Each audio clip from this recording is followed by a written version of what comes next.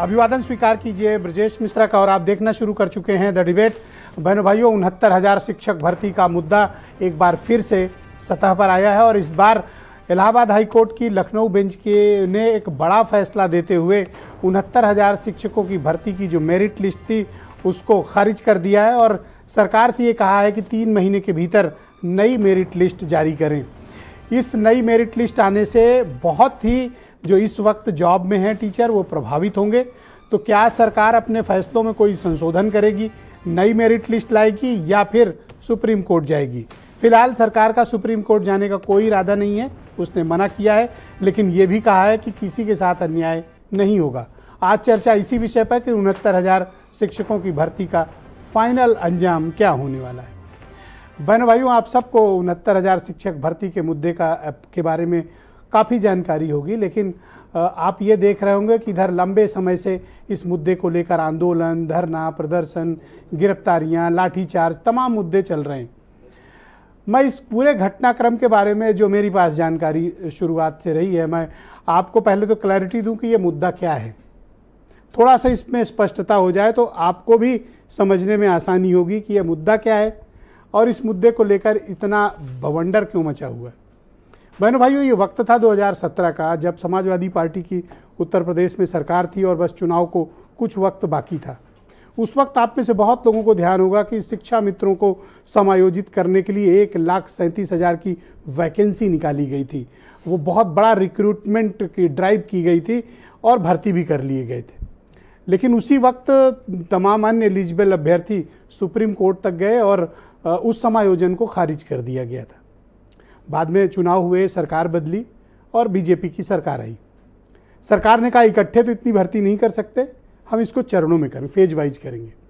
उसमें से 69,000 की भर्ती का वर्तमान सरकार का जो पहला कार्यकाल था, उन्होंने भर्ती की एक प्रक्रिया शुरू की। बहन भाइयों, मुझे अच्छे से ध्यान है कि उस वक्त जो कट ऑफ निर्धारित किया गया था वो अनरिजर्व के लिए 67.11 और ये अनरिजर्व्ड के लिए और रिजर्व्ड के लिए 68.73, मतलब दोनों के बीच का जो गैप था वो आई थिंक 0.35 या 0.40 के आसपास था, इससे अधिक नहीं था। तो उस हिसाब से अगर पूरी वैकेंसी निकलती तो 18,500 का कम से कम रिक्रूटमेंट ओबीसी कैटेगरी से होनी चाहिए थे, जो शेड्यूल्ड है। लेकिन कट ऑफ से भी तमाम ओबीसी के अभ्यर्थी कट ऑफ में जो अनरिजर्व्ड का कट ऑफ था उससे भी आगे थे, यानी उनको जनरल कैटेगरी में, अनरिजर्व्ड कैटेगरी में गिना जाना चाहिए था। सारा विवाद इस मुद्दे को लेकर था। तो जब फाइनल मेरिट लिस्ट आई तो इस प्रक्रिया का पालन नहीं किया गया, जिसका जिक्र हाईकोर्ट ने भी किया है आदेश में। वो मामला राजनीतिक बना और आपको याद होगा कि राष्ट्रीय पिछड़ा वर्ग आयोग के पास भी गया, उन्होंने उसी मुद्दे को एड्रेस किया जिस मुद्दे को हाईकोर्ट ने एड्रेस किया। उसके बाद फिर यूपी की सरकार का रुख बदला था। ये बात है आई थिंक 2022 के चुनाव के पहले यूपी सरकार ने इस बात को स्वीकार किया था। तब बेसिक शिक्षा के मंत्री सतीश द्विवेदी हुआ करते थे और विजय किरण आनंद डीजी हुआ करते थे बेसिक एजुकेशन के। इन लोगों ने आरक्षण में विसंगतियां स्वीकार किया था, एक्सेप्ट किया था कि यस कुछ गड़बड़ियां हुई हैं, हम उनको सुधार करेंगे। अब फिर चुनाव हुआ, चुनाव के बाद फिर सरकार आ गई और उसके बाद हिला हवाली शुरू हो गई। कोर्ट में भी सरकार के रुख को लेकर कोई स्पष्टता नहीं थी, लेकिन इसी बीच ये प्रक्रिया हाईकोर्ट में चलती रही, सुनवाई दर सुनवाई चलती रही। रिसेंटली 29 जुलाई को जब ओबीसी मोर्चा की सम्मेलन हुआ था, तब चीफ मिनिस्टर ने इस बात को कहा था कि 32,000 से 31,500 जॉब 69,000 में से ओबीसी कैटेगरी को दी गई हैं।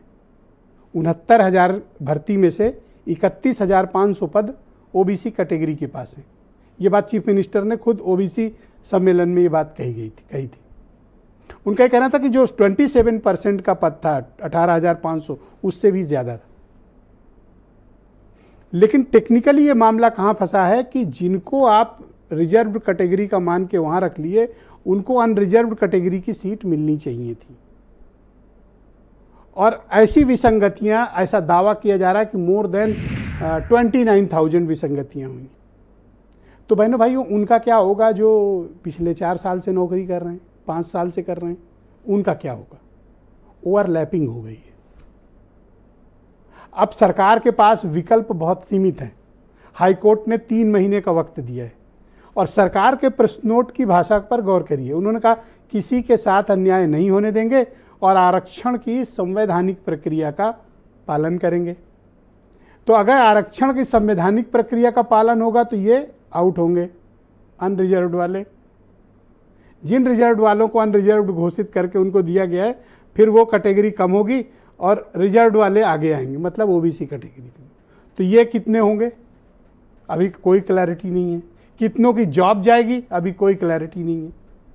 अब एक विकल्प हो सकता है कि सरकार कैबिनेट से कोई पॉलिसी लाए और बोले कि इन्हें हम एडजस्ट करेंगे, लेकिन उस पर भी कानूनी मसला फंसेगा। किस प्रक्रिया के तहत वो भर्ती होगी, और अगर भर्ती होगी तो उसमें भी आरक्षण का अनुपालन किया जाएगा। समझे आप?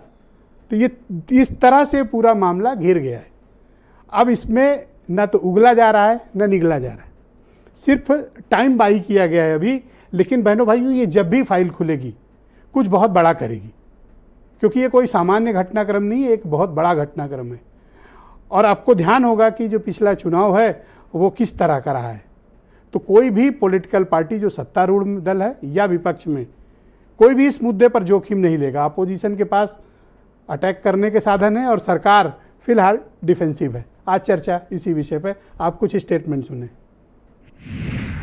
बाबा साहब भीमराव अंबेडकर के संविधान में जो प्रदत्त है उससे 1 इंच भी कम आरक्षण की व्यवस्था शिक्षकों के मामले में नहीं होना चाहिए, चर्चा होनी चाहिए। किसी के साथ में असंतुलन पैदा नहीं किया जाएगा, किसी को वंचित नहीं किया जाएगा। बड़े पैमाने पर जो छात्र थे, अभ्यर्थी थे, उनके आरक्षण के अधिकार को छीना गया था और उसके बाद वो लोग हाई कोर्ट में गए और हाई कोर्ट ने भाजपा सरकार के खिलाफ आदेश किया और 3 महीने के अंदर आरक्षण देने का आदेश किया। हम सब लोगों को कोर्ट ने 3 महीने का समय दिया है।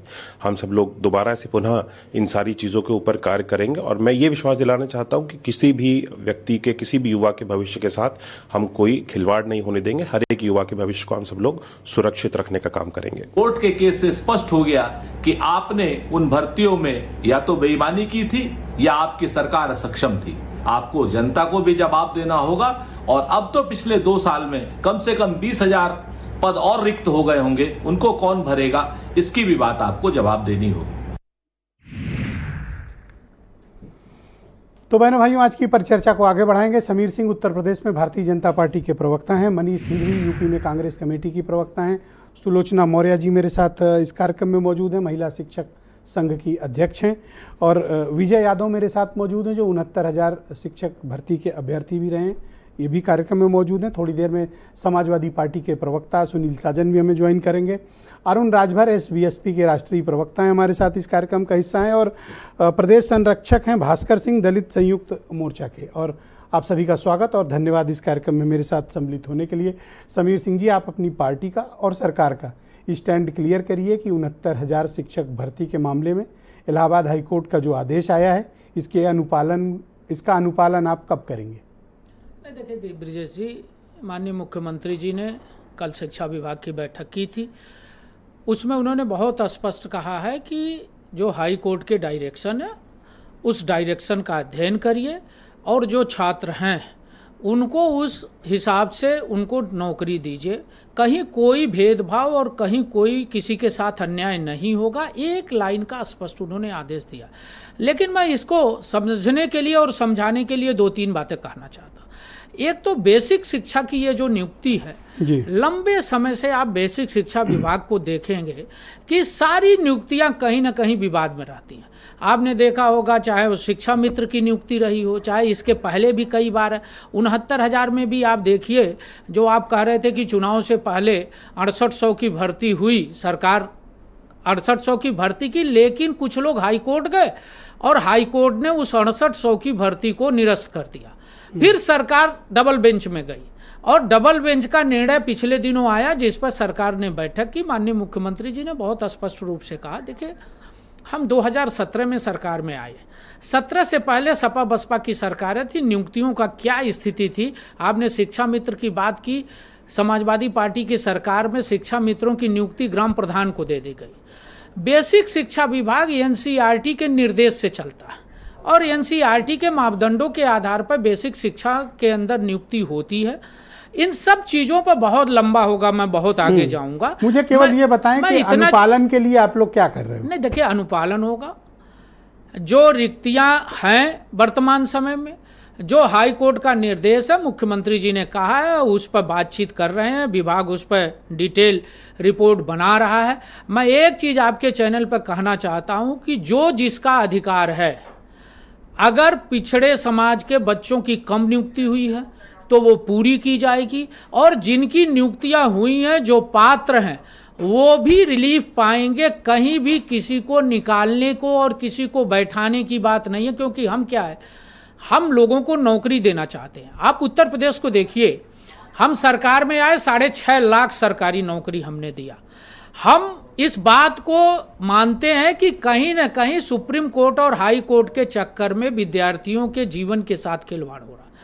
एक पक्ष जाता है, दूसरा फैसला आता है, दूसरा पक्ष जाता है, दूसरा फैसला आता है, तो कहीं ना कहीं हम तो 17 से पर पहले मुझे जब बताओ, सरकार इतनी बड़ी में आरक्षण की विसंगति होगी और चुनाव के पहले आपकी ही पार्टी की नहीं, सरकार विजय जी, ने इसे स्वीकार भी किया था। मेरे पास सतीश द्विवेदी का स्टेटमेंट है, उन्होंने कहा था हाँ विसंगति हुई है, हम इसका संशोधन करेंगे। लेकिन मैं एक चीज आपको बता, इतना बड़ी गलती हुई और किसी एक को सजा नहीं दी। मैं एक बात बताना चाहता हूं। कौन रिस्पॉन्सिबल है? देखिए, ये जो 59,000 की भर्ती थी, इसमें कुल जो छात्र प्रतिभाग किए थे, जब उनकी संख्या आप देखेंगे तो एक बड़ी संख्या जो सामान्य वर्ग की नियुक्त हुई, उसमें 34,589 लोग नियुक्त हुए। उस 34,589 में से 12,630 लोग ओबीसी समाज के हैं, 1,637 लोग एससी समाज के हैं, एसटी समाज के 21 लोग हैं।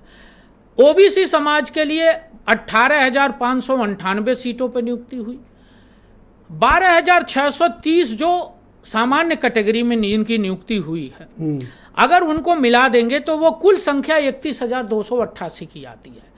मैं इन सब के बाद भी, मैं इस संख्या के कब किसने क्या कहा, इन सब को छोड़ते हुए मुख्यमंत्री के निर्देश से बड़ा किसी का कोई निर्देश नहीं है।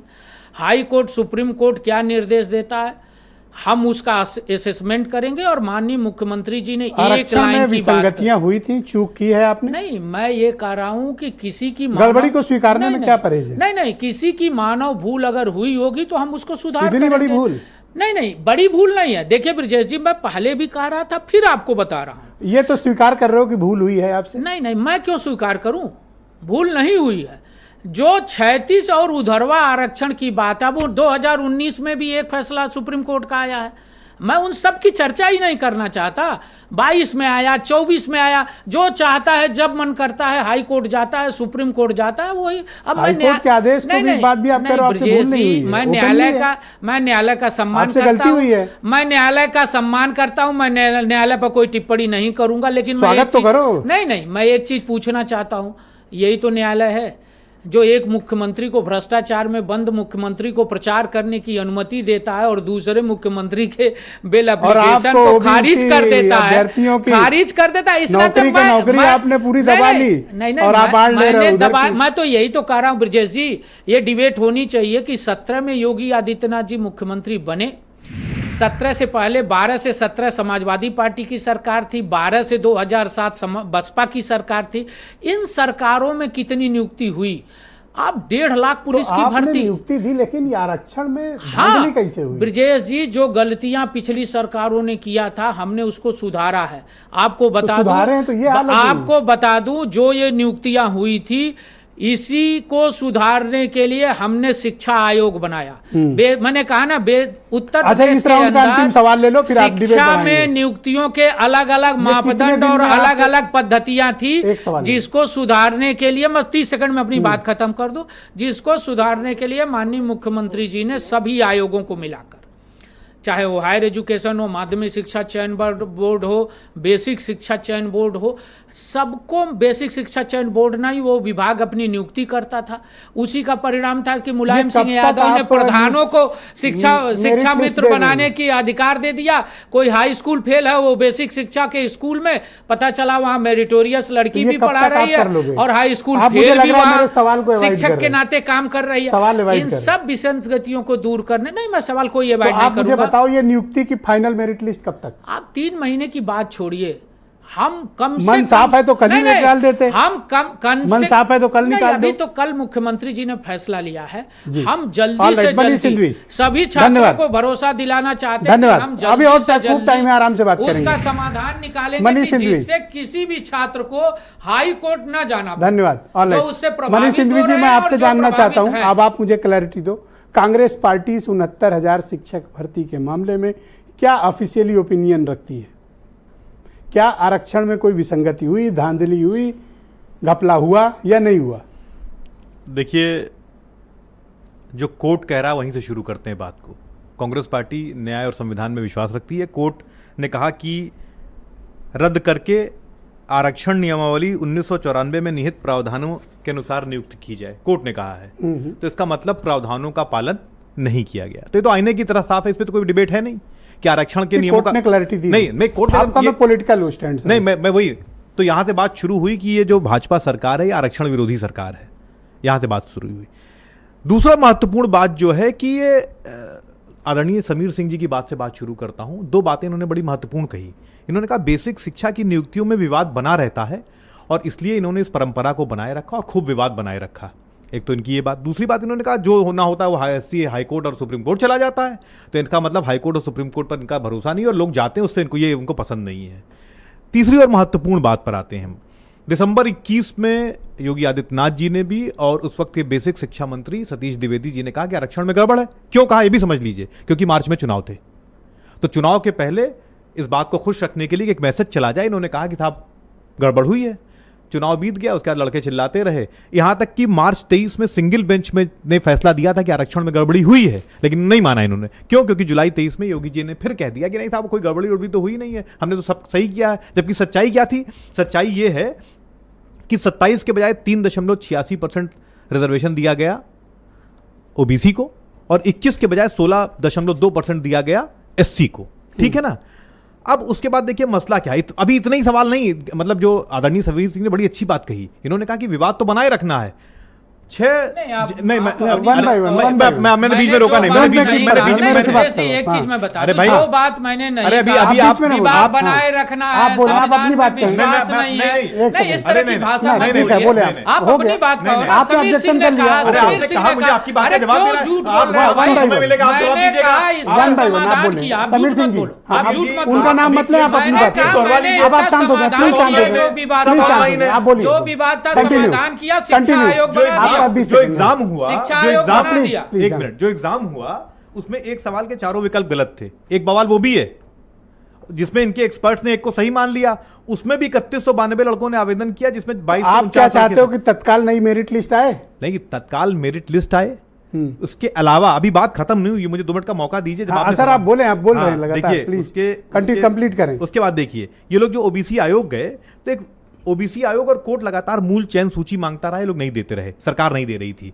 तो ओबीसी आयोग ने कहा कि जो मूल चयन सूची बनती है उसमें अभ्यर्थियों का गुणांक, कैटेगरी, सब कैटेगरी, जन्मतिथि सबका उल्लेख किया जाता है। इन लोगों ने जो बनाया उसमें खाली सीरियल नंबर, रजिस्ट्रेशन नंबर, नाम, पिता का नाम लिख के बना दिया।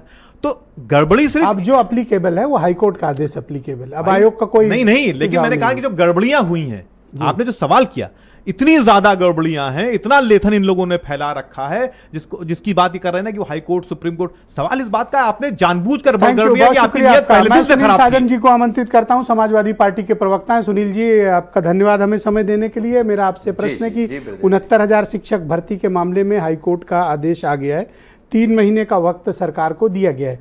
आपकी पार्टी क्या चाहती है कि मेरिट लिस्ट तत्काल जारी हो या फिर 3 माह का जो समय है सरकार उस पर प्रक्रिया करके तब जारी करे? और सरकार का एक बयान भी आ गया है, वो कह रहे हैं कि हम संवैधानिक आरक्षण के प्रावधान का पालन करेंगे। जी। अब ब्रजेश जी, सबसे पहले तो आपके कार्यक्रम के माध्यम से रक्षाबंधन की सबको बधाई। जो आपके श्रोता हैं, दर्शक हैं, उनको भी बधाई। जहाँ तक सवाल या आरक्षण घोटाले का है, ये हमारे साथी वो लोग भी जुड़े हैं जो लगातार अपना अधिकार पाने के लिए संघर्ष कर रहे थे, लाठी खा रहे थे, धूप में थे, धूल में थे, बारिश में थे और ठंडक में बैठे थे और दर दर भटक रहे थे। कभी इस मंत्री के यहाँ, कभी उप मुख्यमंत्री के यहाँ, कभी इस थाने, कभी उस थाने। कितना अपमान हुआ है, किस तरीके से बहनों के साथ अपमान भारतीय जनता पार्टी और योगी जी की पुलिस ने किया है। हम उस पर नहीं जाना चाहते हैं आज के दिन। हम केवल ये कह रहे हैं कि हमारे नेता माननीय अखिलेश यादव जी ने कई बार इन नौजवान साथियों से कहा, या तो आपको न्याय न्यायालय से मिलेगा या जब उत्तर प्रदेश में समाजवादी पार्टी की सरकार होगी तब मिलेगा। इस बीजेपी से न्याय मिलने वाला नहीं है, क्योंकि ये भूल नहीं है, ये चूक नहीं है। अभी मैं बीजेपी के प्रवक्ता को सुन रहा था, कह रहे थे मानवीय गलती है।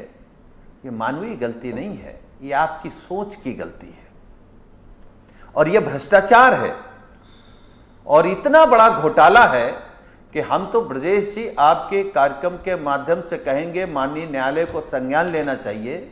जो अधिकारी, जो नेता इसमें इन्वॉल्व हैं, उनको सबको जेल में डाल देना चाहिए और यह कानून कहता है कि उनको जेल जाना चाहिए।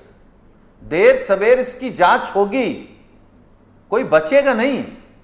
आप पिछड़ों का आरक्षण छीन लेंगे, दलितों का आरक्षण छीन लेंगे। आप अगर पिछड़े और दलित उस वक्त के भाई बहन पक्की नौकरी पा जाएंगे, सरकारी नौकरी पा जाएंगे, तो उन बयानों का सोच के और विचारधारा के प्रशासनिक महत्व तो नहीं है, पेट लेकिन दर्द होगा। एक फैक्ट है, थोड़ा सा आप भी क्लैरिटी दीजिए कि 69,000 की वैकेंसी है, 31,500 अनुसूचित मतलब ओबीसी कैटेगरी के अभ्यर्थी नौकरी पा गए। 69 में 31,500। सरकार का कहना है कि अगर 27% वाला वो पालन करते तो इन्हें 18,500 मिलना था। मिला कितना? 31,500। ये तर्क है सरकार का। उस वक्त था, अब तो कोर्ट का आदेश आ गया तो अब तो बदला हुआ होगा। नहीं, तो इसका मतलब उस वक्त का तर्क इनका गलत था ना। अगर जो जनरल में बीट कर गया ब्रजेश जी, उसको आप ओबीसी में कैसे रखेंगे? यही तो लड़ाई है, यही तो इनका दांव पेच है। एक्चुअली आरक्षण अधिनियम यही कहता है कि उनको अनरिजर्व में गिना जाना चाहिए। जिसी पॉइंट को इलाहाबाद हाईकोर्ट की लखनऊ बेंच ने पकड़ा है, यही एक पॉइंट, और इसी पर पूरी भर्ती फंसी है। जी जी, करेक्ट। नहीं तो आप सोचिए ना, भर्ती तो जानबूझ के फंसाई थी। धन्यवाद सर। भर्ती तो जानबूझ के फंसाई थी BJP. Thank you sir. Second round में आपकी बाकी ओपिनियन को समझ। अच्छा देखिए, इनका दोहरा चरित्र ब्रजेश जी देखिए। जी ब्रजेश जी, हाँ बोले। मैं 5 सेकंड में खत्म 5 सेकंड में खत्म कर रहा हूं। बीजेपी का दोहरा चरित्र देखिए कि केशव प्रसाद मौर्य जी और कुछ नेता स्वागत कर रहे हैं माननीय न्यायालय के फैसले का। आप अभी तक क्या कर रहे थे? आप तो उप मुख्यमंत्री थे, पूरी सरकार थी। आप तो कभी कभी कहते थे कि हम सुपर हैं। फिर योगी जी कैसे पिछड़े और दलितों का आरक्षण खा गए, भ्रष्टाचार कर गए, बेईमानी कर गए, और आपको कैसे नींद आ रही थी? थैंक यू सुनील जी, शुक्रिया। दूसरे चरण में आपके बाकी विचारों को स्थान देंगे। धन्यवाद सुनील जी, बहुत शुक्रिया। के लोग भाजपा में धन्यवाद। ये पिछड़े नहीं, बहुत शुक्रिया, बहुत बहुत धन्यवाद। मैं अरुण राजभर जी को आमंत्रित करता हूं। एसबीएसपी के राष्ट्रीय प्रवक्ता हैं। राजभर जी, आपका धन्यवाद हमें समय देने के लिए। 69,000 पर फाइनली परिणाम आ गया है हाईकोर्ट की तरफ से और आदेश कर दिया गया है कि नई मेरिट लिस्ट बने। आपकी पार्टी क्या ओपिनियन रखती है? और आप तो शुरुआत पे इन लोगों को काफ़ी भला बुरा कहते थे, 69,000 शिक्षक भर्ती वालों को। अभी क्या आपकी राय बदली, या ये वही लोग हैं जो जिनके बारे में आपकी पूर्व की कोई ओपिनियन थी? देखिए ब्रजेश जी, यह मसला बहुत गंभीर है। 4.5 साल लगातार संघर्ष हुआ और मुझे बताने की जरूरत नहीं है, आपके चैनलों पर हजारों ऐसे वीडियो पड़े होंगे जिन वीडियो के आधार पर आप देखेंगे तो बहुत मुखरता से जो माननीय उच्च न्यायालय ने कहा सेम वही बात माननीय ओम प्रकाश राजभर जी और सुहेलदेव भारतीय समाज पार्टी ने कहा, और इसी आधार पर पिछड़ा वर्ग आयोग ने भी इस बात को प्रमाणित किया कि हाँ 69,000 शिक्षक भर्ती में गड़बड़ी हुई है। इसको नई सूची बनाने के लिए सरकार को हाई कोर्ट में अपने महाधिवक्ता को खड़ा करना चाहिए। 4 बार माननीय ओम प्रकाश राजभर जी इनके प्रतिनिधि मंडल को, विभिन्न जो इनके सहयोगी आते थे उनको ले जा करके माननीय मुख्यमंत्री जी के साथ बैठा करके विमर्श करते थे कि इसका रास्ता निकाला जाए ताकि नौजवानों को न्याय मिल सके। और मैं तो हाईकोर्ट के फैसले जो आए उसका तो स्वागत खुले मन से किया, इस बात से कि लंबे समय के संघर्ष के बाद मुकाम हासिल होने वाला है, इसलिए इस मुकाम को पहुंचाने के लिए हमारी पार्टी ने मुखरता। तो पिछड़ों के साथ इतना बड़ा अन्याय होता रहा, आप क्या करते रहे? मंत्री बने बैठे रहे? ये विजय जी एक बार अन्याय नहीं हुआ। अगर ये एक बार अन्याय होता तो बात समझ में आती। कांग्रेस की भी सरकार में अन्याय हुआ, बसपा की सरकार में भी अन्याय हुआ, सपा की भी सरकार में अन्याय हुआ। जो भी सरकारें बनी, विषय वह नहीं है। अनुच्छेद 16(4) में अगर आप देखेंगे तो पिछड़े और दलित को आरक्षण देने के तहत ही तमाम नौकरियों में भागीदारी की बात। आप 2013 का एक उदाहरण उठा के देखिए। 3 अक्टूबर 2013 में इलाहाबाद हाईकोर्ट ने एक आदेश पारित किया था। यही फैसला, जैसे आज फैसला आ रहा है वैसे ही फैसला 2013 में आया कि ग्रुप ए की भर्ती में यादव अपनी आबादी से ज्यादा आरक्षण का लाभ ले लिया, इनकी आरक्षण को रोक लगनी चाहिए।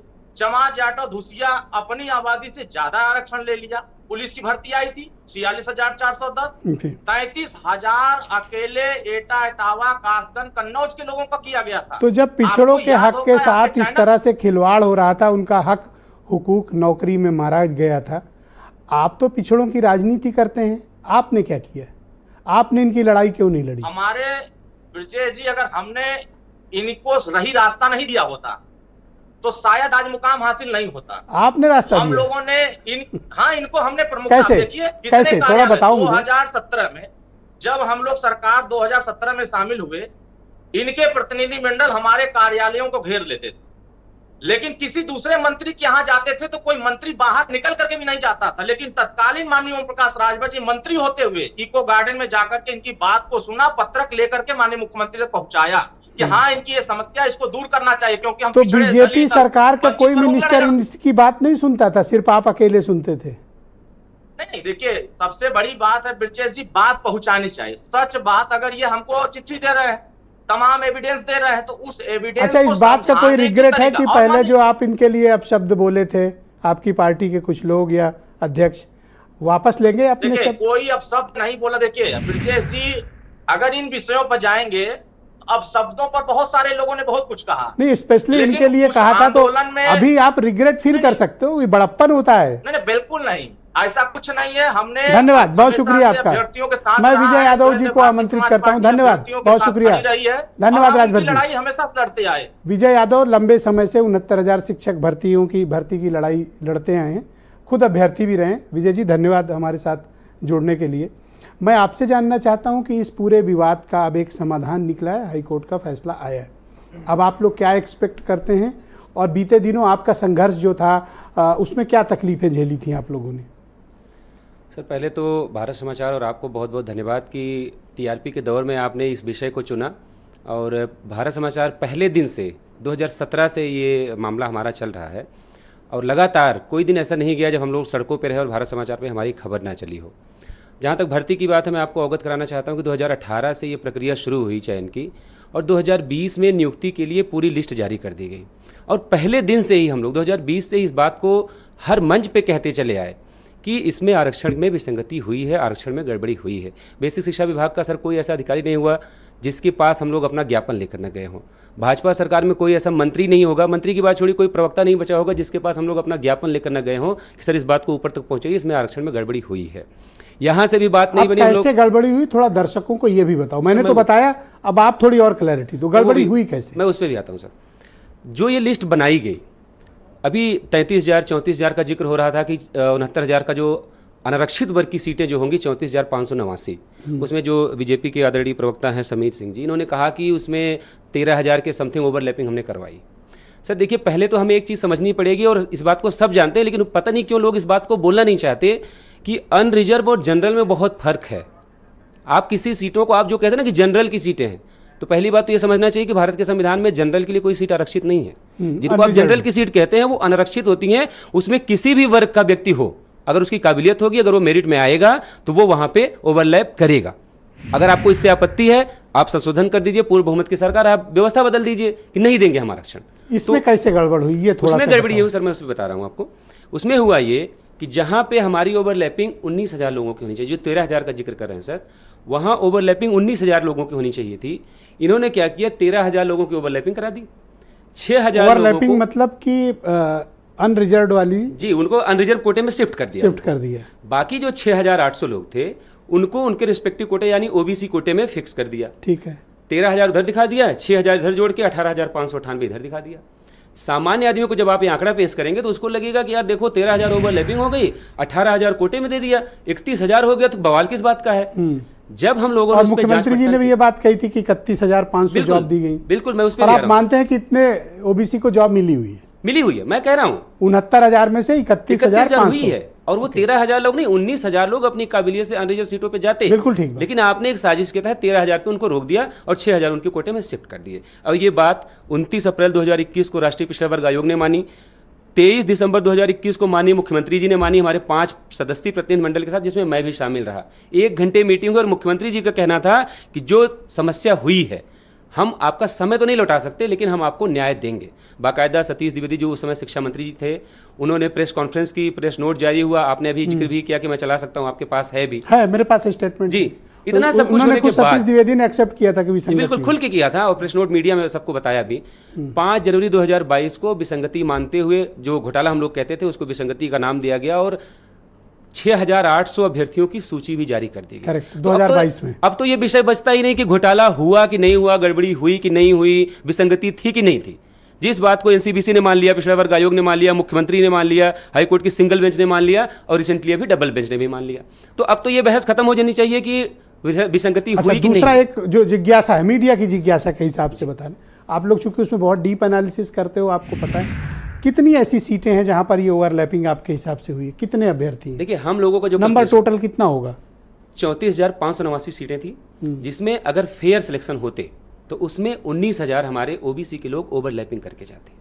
लेकिन इन्होंने एक साजिश के तहत उसको 13,000 के आंकड़े पे रोक दिया, बाकी लोगों को उनके 18,598 के कोटे में शिफ्ट करके ये आंकड़ा दिखा दिया कि देखिए हमने 27% रिजर्वेशन दे दिया और 13,000 लोगों। अच्छा, इसी को अगर आधार मान लें तो 13,598 जी, ये ओवरलैपिंग है। बिल्कुल।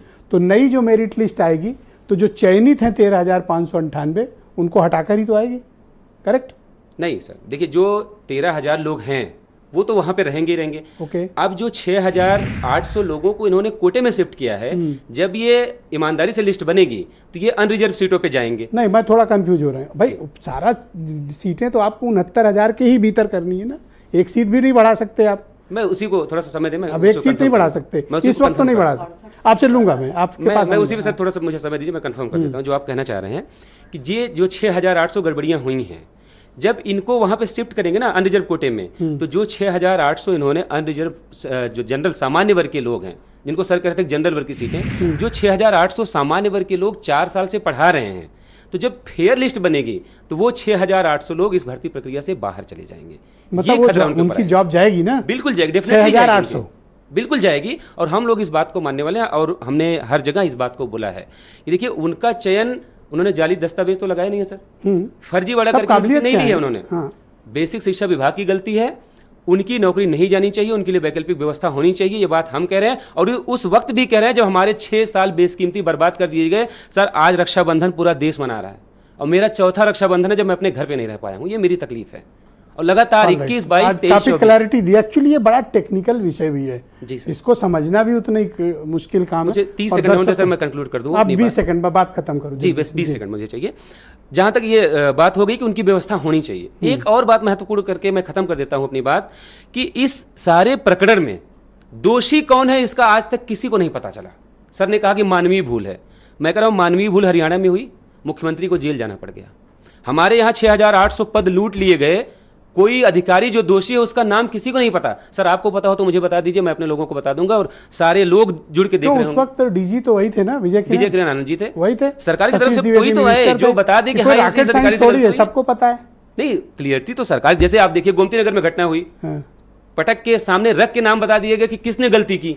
15 लोगों के नाम आए, सबको खुशी हुई, जिन्हें अपराध किया, चले गए। मैं सुलोचना मौर्य जी को आमंत्रित करता हूं इस कार्यक्रम में। सुलोचना जी, धन्यवाद आपका।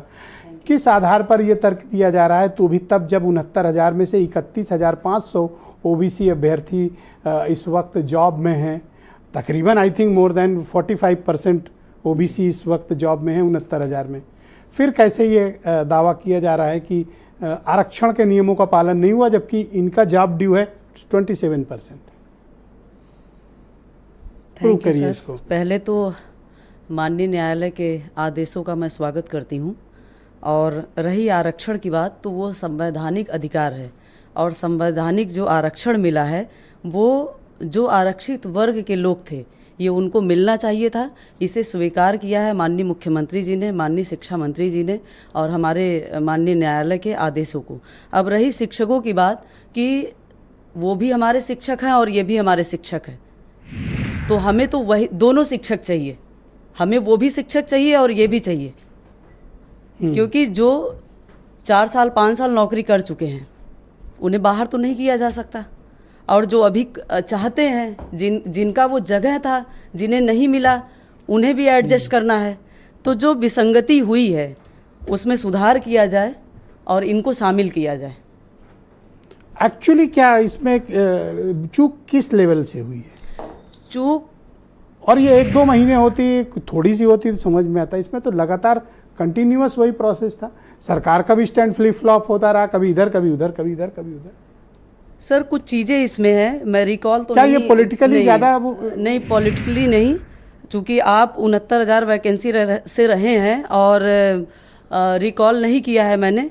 मुझे जहाँ तक ये जानकारी हुई कि क्या ये माननीय न्यायाधीश का ही आदेश था। पहले कोर्ट में जब ये 2018 में वैकेंसी आई, 19 में परीक्षा हुआ और 20 में इसका रिजल्ट घोषित होने के बाद 1 जून को परिणाम जारी हुआ। 5 जनवरी 2022 को हाई कोर्ट में जब यह मामला गया, तो इससे पहले क्या कोई कोर्ट का आदेश आया था जिसमें यह कहा गया था कि जितने % का आरक्षण है उतने % में आपको नियुक्ति दी जाएगी? यदि ओबीसी का 27% है, एससी का नहीं, ऐसे कैसे कोई आदेश दे सकता है? ये तो आदेश ही नहीं, क्योंकि हमारे देश में आरक्षण अधिनियम 1994 लागू है, और उसमें अगर अनरिजर्व वाले में अगर ये क्वालिफाई करते हैं तो ये उसमें गिने जाएंगे। ये है, लेकिन फिर कैसे हुआ? इतनी बड़ी लापरवाही तो हमारा डिपार्टमेंट या हमारी सरकार तो नहीं कर सकती है जी, नहीं कर सकती। गंभीर चूक है, इसी पर तो पकड़े गए, वरना कैसे पकड़े जाते? लेकिन 3 महीने का जो समय अभी माननीय मुख्यमंत्री जी, माननीय शिक्षा मंत्री जी के द्वारा दिया गया है, तुरंत जारी करें? नहीं, तुरंत नहीं, 3 महीने का जो समय है उसमें डिसीजन लिया जाए, और जो शिक्षक हमारे जो भी परेशान है, जो भी युवा हमारे जिनकी जगह है, उनको भी एडजस्ट किया जाए। भाई 6,800 की जॉब जाएगी अनटिल अनलेस कैबिनेट कोई एक स्पेशल, लेकिन अगर वो लाते हैं तो फिर कोर्ट को ही जाएगा कि 6800 किस वजह से भर्ती कर रहे हो? हमारी वैकेंसी तो 69,000 थी, फिर ऐसा 6800 में फिर रिजर्वेशन दो। सर उन्हें बाहर भी तो नहीं किया जा सकता, तो उसी लिए तो कह रहे हैं बहुत ही कॉम्प्लिकेटेड है। स्टॉपल का सिद्धांत है कि हम उन्हें बाहर नहीं कर सकते, सरकार ने बुलाया है, सरकार ने उन्हें ये बहुत कॉम्प्लिकेटेड है, मतलब इतना आसान नहीं है, वरना सरकार 6 लाइन का बयान नहीं देती, 60 लाइन का देती। अब 3 महीने अगर 6800 को भर्ती, जैसे कैबिनेट ने मान लीजिए कह दिया 6800 हमने भर्ती कर लिए, ऐसे कैसे भर्ती कर लोगे? सेवा नियमावली लागू है, यस, आपको उस प्रावधान के तहत आना है, फिर उस 6800 में पूरा प्रॉपर एग्जामिनेशन कराइए, और उसमें भी 27% 21% दीजिए, फिर उसमें भी जो कैटेगरी को उस पार जाएगा उसको अनरिजर्व में गिना जाएगा। मेरे साथ भास्कर सिंह जी मौजूद हैं। बहुत शुक्रिया आपका भास्कर सिंह जी हमारे साथ जुड़ने के लिए, और पेशेंसली आपने सबकी बात सुनी। मैं आपसे जानना चाहता हूं कि क्या जिस धांधली का डिस्कशन या विसंगति, घपला, जो भी जिसकी भाषा है, क्या वाकई में ये इंटेंशनली हुआ है या फिर ये एक मानवीय भूल है? और अब जिनकी जॉब जाएगी वो क्या करेंगे? नए सिरे से क्या विकल्प शेष बचते हैं, और ये किसके साथ अन्याय हुआ है? ब्रजेश भैया बहुत बहुत धन्यवाद हमारी बात सुनने के लिए। एक्चुअली क्या है ना कि इस पूरी भर्ती प्रक्रिया में बहुत बड़े पैमाने पर आरक्षण घोटाला हुआ है। जो अनरिजर्व पे कटाव है वो 67.11 है, और 67.11 से ऊपर जो ओबीसी का कैंडिडेट है वो 28,978 कैंडिडेट है। ये एग्जैक्ट डेटा है 28,000 क्योंकि दोबारा 978 978 जी जी ये 67.11 के कट ऑफ से ऊपर थे, वो ऊपर है ये करेक्ट टोटल। ओके और ये ऑफिशियल डेटा है, कहीं से अजम्पशन पर आधारित डेटा नहीं है। जैसे बीजेपी के प्रवक्ता महोदय कह रहे थे तो पूरी की पूरी अपने हिसाब से चीजों को मैनिपुलेट करके बातें कर रहे थे, लेकिन जो हमारे पास डेटा है पूरा एग्जैक्ट डेटा, इसमें कहीं पर भी आप एक सीट का एक कैंडिडेट का भी अंतर नहीं पाएंगे। आप कंटिन्यू करें। और ये सारा डेटा कोर्ट में रखा गया, उसी को ग्राउंड बना करके माननीय उच्च न्यायालय ने जजमेंट पारित किया है। उत्तर प्रदेश सरकार ने अपने काउंटर एफिडेविट में कहा है कि हमने 13,007 कैंडिडेट को ओवरलैप किया है, और जबकि करना चाहिए था 28,978 टोटल। तो यहां पर ही जितने कैंडिडेट को ऑन रिजर्व में ले जाना चाहिए था उतने कैंडिडेट को ये लोग ले ही नहीं अब गए एक कंफ्यूजन है, रुक जाओ एक मिनट। अब सरकार का क्लेम था इस आदेश के पहले कि 31,500 ओबीसी कैंडिडेट्स को हमने जॉब दी है। आपके हिसाब से क्वालिफाई कितने किए थे? 28,978, इससे उससे अधिक दिया करेक्ट। अब ये कंफ्यूजन सुलझाओ जरा। सर एक बार सवाल रिपीट कर दीजिए। सवाल ये है कि सरकार का क्लेम है कि 31,500 ओबीसी कैंडिडेट नौकरी पाए हैं, आप कह रहे हैं कि 67.11 के जो कट ऑफ था उसमें 28,978 थे, तो उससे तो ज्यादा ही दिया ना गवर्नमेंट ने आपको। नहीं, एक्चुअली मैं वही तो मैं बताना चाह रहा हूं कि जो इनका स्टेटमेंट आता है वो हर जगह कंट्रोवर्शियल स्टेटमेंट है। ये पूरी तरीके से अजम्पशन पर आधारित डेटा कहीं पर भी रख देते हैं, उसका कोई फैक्ट्स इनके पास नहीं है, जबकि सारा डेटा एक्सेल का इनके पास अवेलेबल है। यही सारी चीजें तो इन्होंने मैनिपुलेट करके कभी कोर्ट में रखी, कभी न्यूज चैनल पर रखी, कभी प्रेस नोट के माध्यम से बताई, लेकिन जो एग्जैक्ट डेटा है वो आज तक नहीं दिया है। जबकि इनके पास पूरी 69,000 की लिस्ट, जो 67,867 की लिस्ट इन्होंने पब्लिश करी। अगला मेरा सवाल है आपसे कि अब अगर हाईकोर्ट का ये आदेश तो लागू होना ही होना, अगर सुप्रीम कोर्ट से कोई नहीं जाती सरकार तो ये जो 6,800 के आसपास जो शिक्षक इस वक्त पढ़ा रहे हैं इनकी जॉब क्या जाएगी? जी बिल्कुल जाएगी, और उसको मैं आपको एक बार और बता दूं, उस तथ्य पर किसी ने भी विचार नहीं किया है।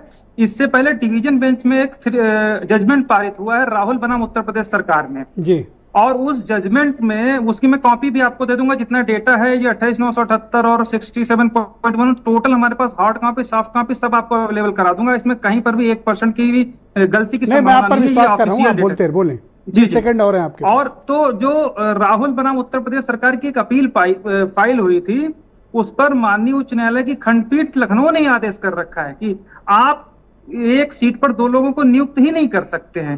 पहले आप जो कैंडिडेट इलीगल अपॉइंटमेंट हुई हैं उनको पहले आप आउट करोगे, उसके बाद जो अन्य लीगल आप ये कहना चाह रहे हो कि ये 6800 पहले बाहर होंगे जॉब से, देन न्यू मेरिट लिस्ट बनेगी, तभी उनको आप अंदर रख सकते हो, क्योंकि एक पद पर 2 लोगों की सैलरी निर्गत नहीं की जा सकती। इसका जजमेंट है डिवीजन बेंच का, और वो जजमेंट पूरी सरकार। थैंक यू, आपने बड़ी टेक्निकल इन्फॉर्मेशन दी।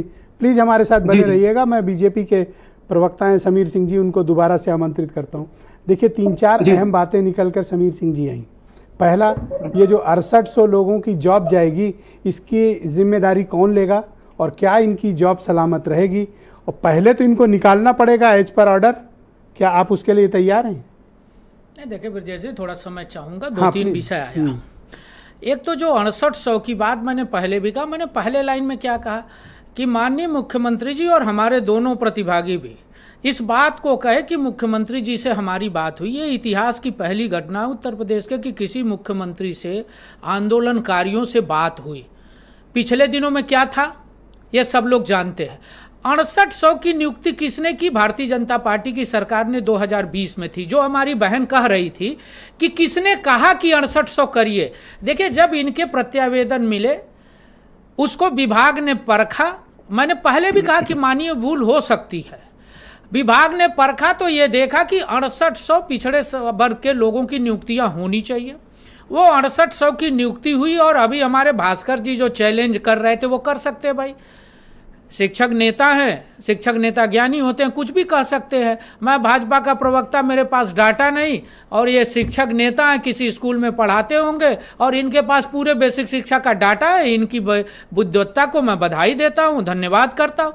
मेरा यही कहना है ब्रजेश जी पहले लाइन से कि बेसिक शिक्षा की दुर्गति किसने की? 8 पास शिक्षा मित्रों की भर्ती किसने की? शिक्षा की दुर्गति किन लोगों ने की? हम सरकार में आए, हम 96 के सरकार में आए। मैं याद दिलाना चाहता हूं, हमारी बहनें बैठी हैं, 2002 में पंचम वेतन आयोग की सिफारिश को लागू उत्तर प्रदेश में माननीय राजनाथ सिंह की मुख्यमंत्री रहते किया गया। उसके पहले प्राइमरी स्कूल के शिक्षकों को वेतन कितना मिलता था और आज कितना मिलता है, इन सब पर बहस होनी चाहिए। मैं तो कहता हूं शिक्षा पर बहस होनी चाहिए। मेरी बात को आप घुमा ले गए। नहीं घुमा नहीं ब्रजेश जी, आ रहा हूं उसी पर। क्या होगा? नहीं 6800 को जो हमने नियुक्त किया था उनको किसने निरस्त किया? हाई कोर्ट ने। हाई कोर्ट ने उन 6800 की नियुक्ति को निरस्त कर दिया जो नियुक्ति हमने किया था। फिर हम डबल बेंच में गए। डबल बेंच ने यह कहा कि साहब आज जो डबल बेंच का निर्णय आया पिछले दिनों की, डबल बेंच के निर्णय का यह है कि साहब आप फिर से इसको रिव्यू करिए।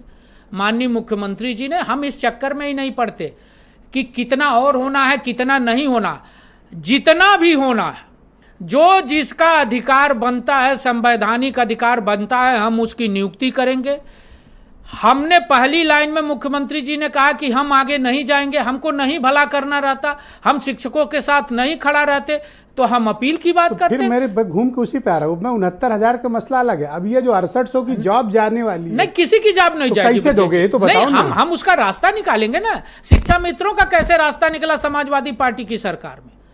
8 पास लोगों को कैसे मास्टर बना दिया, लटका के रखा और मैं कोई समाधान नहीं किया। ये बड़ा शर्म का विषय है। कहा गया था कि उनके बारे में हम फिक्र करेंगे, ये आपने कुछ नहीं किया। शिक्षा की गाइडलाइन है और हमने अरे शिक्षा कम से कम उनको अच्छी तनख्वाह दे दो। ब्रजेश जी मेरी बात पूरी हो जाए, तनख्वाह तो दो। शिक्षा आयोग हमने इसी नाते बनाया है कि जो पिछले अभी कांग्रेस प्रवक्ता हर बात मेरे मुंह में डाल रहे थे, संविधान का दुहाई दे रहे थे, हमने शिक्षा आयोग इसी नाते बनाया है कि जो बेसिक शिक्षा में विसंगति थी उसको खत्म किया जा सके। दूसरी बात, समाजवादी पार्टी के प्रवक्ता बता रहे थे कि ये गलती सोच है। अरे वो गलती सोच बताओ ना। 15 में जब रिजल्ट आया यूपीएससी का तो 98 में से 68 यादव कैसे हो गए पीसीएस? सूची दे दूं, अखिलेश यादव को भी दे दूं, आपको भी दे दूं। यही पिछड़ों के साथ न्याय है। सपा के प्रवक्ता को बुलाया जाए, आउट ऑफ टर्न उनको लाया जाए। है क्या? धन्यवाद। आप बोलिए क्यों नहीं बताते 56 यादव कैसे हुए? अब आप बोलिए 86 में से। Thank you. बोलिए सुनील, उसका जवाब कौन देगा? और 30 सेकंड ब्रजेश जी, अब हो गया टाइम। 30 सेकंड ना प्लीज। 4 भर्ती आयोग, 10 सेकंड खत्म करिए। यूपी पब्लिक सर्विस कमीशन, हायर एक सेकंड रुक जाइए सुनील, चयन बोर्ड और कर्मचारी चयन बोर्ड, एक जाति धन्यवाद। बोलिए सुनील जी के लोग चेयरमैन थे और अनिल यादव छेड़खानी का अपराधी था, junior high school Sunil ji बोलिए प्लीज। धन्यवाद। यूपी पब्लिक सर्विस कमीशन का सर 6800 की नौकरी का आपने कोई जवाब नहीं दिया। सीबीआई जांच हुई। ये भ्रष्टाचारी लोग हमको नैतिकता सिखाएंगे। हो गया, ये बोलिए सुनील जी। देखिए ब्रजेश जी, अभी इनसे कहिए धन्यवाद। बहुत पिछड़े और दलितों का आरक्षण छीन लिया है जी, उनकी नौकरी छीन ली है, अब चिल्ला करके कुछ नहीं मिलेगा। मैं का तो जवाब दे दो। छात्रों की बात है, आज कम से कम ओबीसी वालों की बात है। ओबीसी वालों के साथ उनकी बात आने दो। पिछड़ा समाज है मेरे भाई। भाई बहुत इंपॉर्टेंट डिबेट है। लूट रहे थे चचा जान की पर्ची पे, प्लीज अब्बा जान की पर्ची पर नौकरी मिलती थी, उसका जवाब कौन देगा? आपको टाइम बोलने दिया। बोले सुनील। भारतीय जनता पार्टी में बहुत विद्वान लोग हैं, बहुत विद्वान प्रवक्ता भी हैं। कोई 98 में 68 बता रहा है। माननीय मुख्यमंत्री जी तो इतने विद्वान हैं कि 46 में 56 बता रहे थे। हमारे नेता माननीय अखिलेश यादव जी ने कहा सदन से लेकर के बाहर गुमराह कर रहे हैं। आप शिक्षा मित्र की बात कर रहे थे।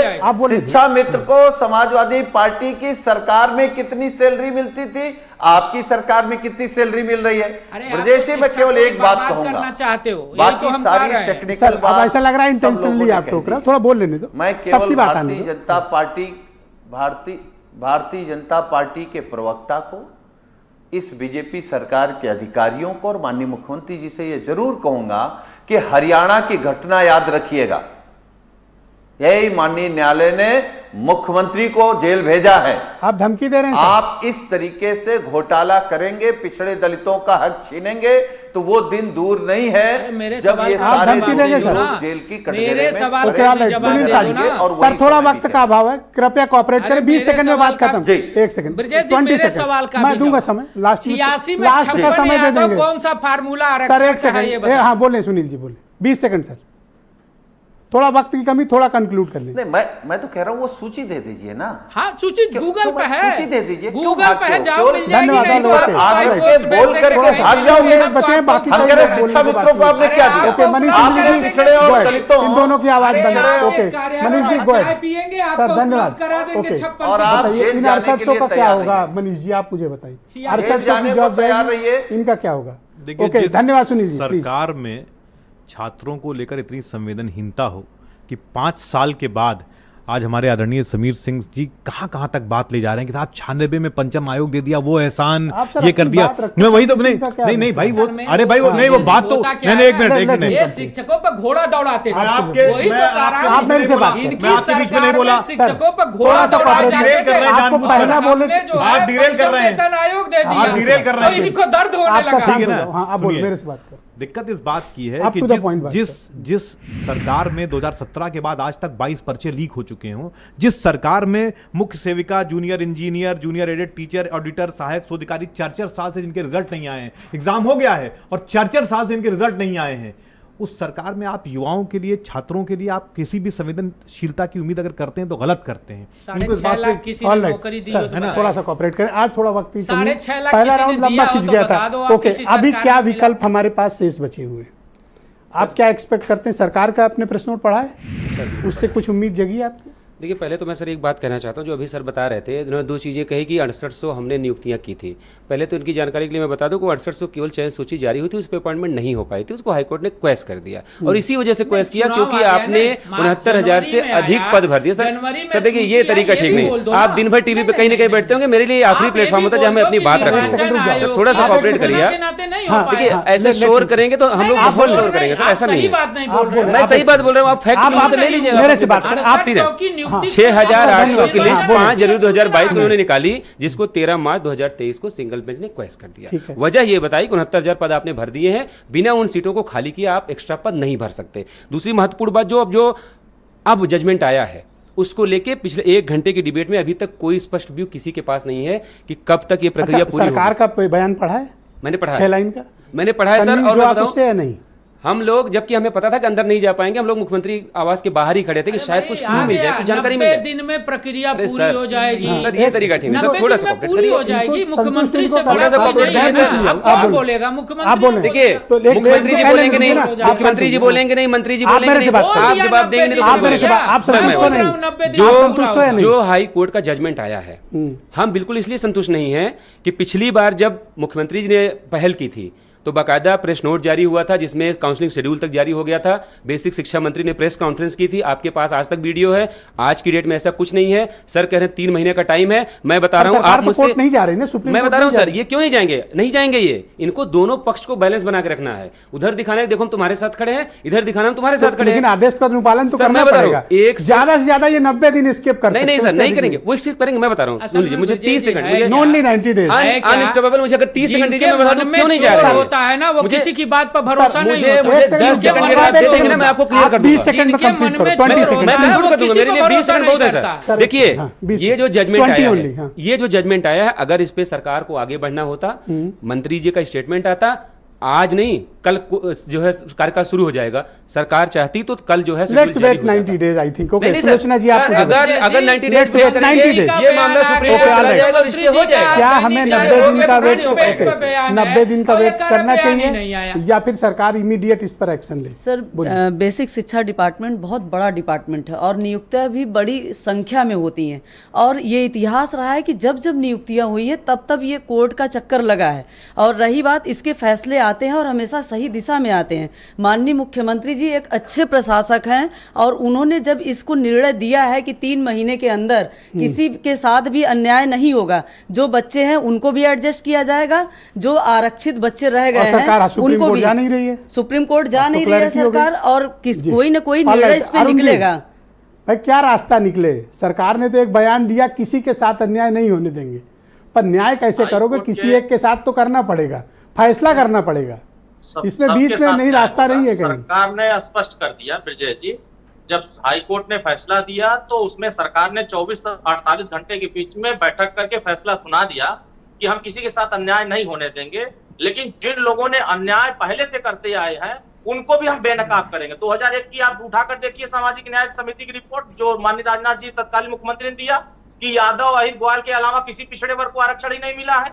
आज 27% आरक्षण का लाभ अकेले कौन ले रहा है? आज तो वही बात कि जिन बराबरी का अधिकार की बात होती है, बराबरी में तमाम जो पिछड़े वर्ग के, छोटे वर्ग के लोग, लेकिन ओबीसी में तो सभी लोग आते हैं ना, ओबीसी सर्टिफिकेट तो सब पर अप्लीकेबल होगा।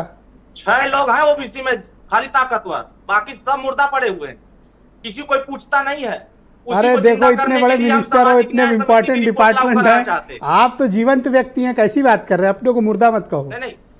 नहीं, अरे ये सब बात करते हैं, पिछड़े की बात करते हैं, दलित। सर धन्यवाद सर, मेरे पास टाइम ही नहीं बचा, बहुत वक्त। भास्कर जी, मैं आपको सर 20 सेकंड दे पाऊंगा, आप मुझे बताएं सरकार के पास क्या विकल्प शेष हैं?